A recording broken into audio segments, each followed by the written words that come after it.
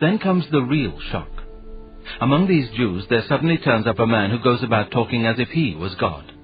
He claims to forgive sins. He says he has always existed. He says he is coming to judge the world at the end of time. Now, let us get this clear.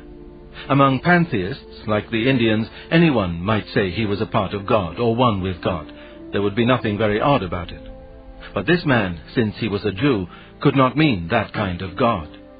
God, in their language, meant the being outside the world who made it and was infinitely different from anything else.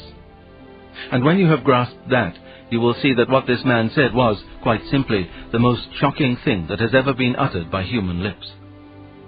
One part of the claim tends to slip past us unnoticed because we have heard it so often that we no longer see what it amounts to.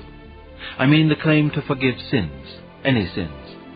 Now, unless the speaker is God, this is really so preposterous as to be comic. We can all understand how a man forgives offenses against himself.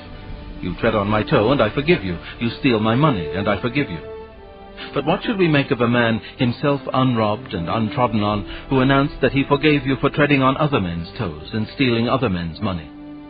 Asinine fatuity is the kindest description we should give of his conduct. And yet this is what Jesus did.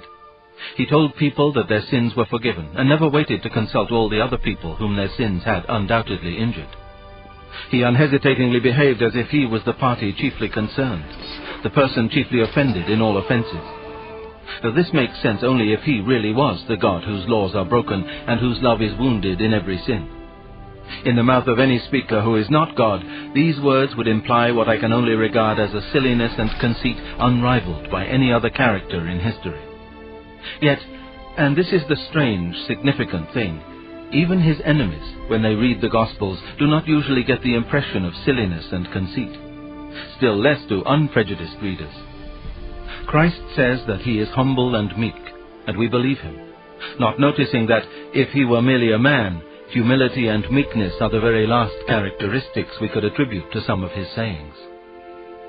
I am trying here to prevent anyone saying the really foolish thing that people often say about him.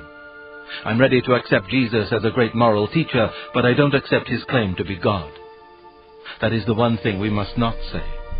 A man who was merely a man and said the sort of things Jesus said would not be a great moral teacher.